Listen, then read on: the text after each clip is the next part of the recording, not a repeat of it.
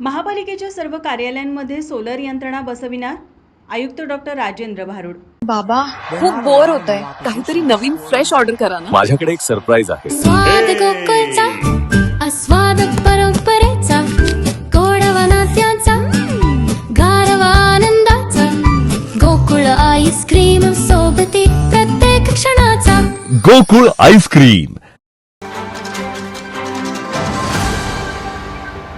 कोल्हापूर महानगरपालिकेच्या सर्व कार्यालय आणि पंपिंग स्टेशनमध्ये सौर ऊर्जा यंत्रणा बसविण्याचे नियोजन करण्यात येणार आहे। त्यामुळे वीज बिलात बचत होऊन महापालिकेचा खर्च कमी होईल, असे आयुक्त डॉक्टर राजेंद्र भारुड यांनी सांगितले। विद्युत विभागाच्या कामकाजाचा आढावा घेण्यासाठी आयुक्त कार्यालयात बैठक घेण्यात आली। बैठकीत LED पथदिव्यांच्या देखभाल आणि दुरुस्तीच्या कामाबाबत आयुक्तांनी नाराजी व्यक्त केली। मागील एका वर्षापासून हे काम करणाऱ्या EESL कंपनीकडून अपेक्षित काम होत नसल्याने त्यांनी नमूद केले। शहरात पथदिव्यांच्या तक्रारी वाढल्याने संबंधित कंपनीसोबतचा करार रद्द करण्याची प्रक्रिया अंतिम टप्प्यात आहे।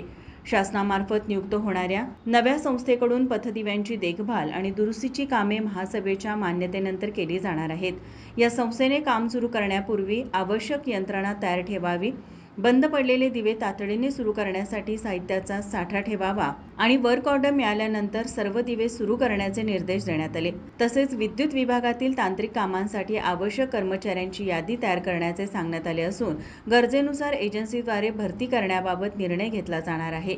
या बैठकीस अतिरिक्त आयुक्त रविकांत अडसूळ, शहर अभियंता रमेश मस्कर, सहाय्यक अभियंता नारायण पुजारी, कनिष्ठ अभियंता अमित दळवी आणि इतर कर्मचारी उपस्थित होते।